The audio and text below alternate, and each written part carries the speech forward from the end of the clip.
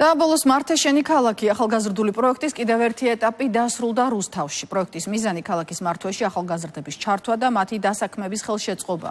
ამ დროისთვის რუსთავის მერიის სხვადასხვა სამსახურში პროექტის მონაწილე 30 ახალგაზრდა მუშაობს. ბოლო 3 წლის განმავლობაში კი მერიის სხვადასხვა ახალგაზრდულ პროგრამაში 5000-მდე რუსთაველმა ახალგაზრდამ მიიღო მონაწილეობა.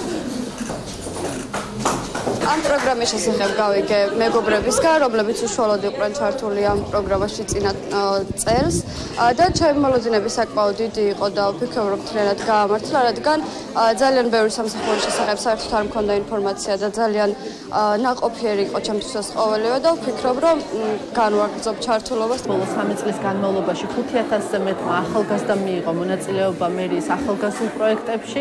ჩვენთვის მნიშვნელოვანია მათ შეუწყოთ ხელი როგორც განათლების მიმართულებით, ასევე გქონდეთ დასაქმების შესაძლებლობა. სწორედ ახალგაზრდული პოლიტიკის რეფორმა გულისხმობს კიდევ უფრო მეტი ახალგაზრდისთვის ახალი შესაძლებლობების შექმნას ჩვენს ქალაქში.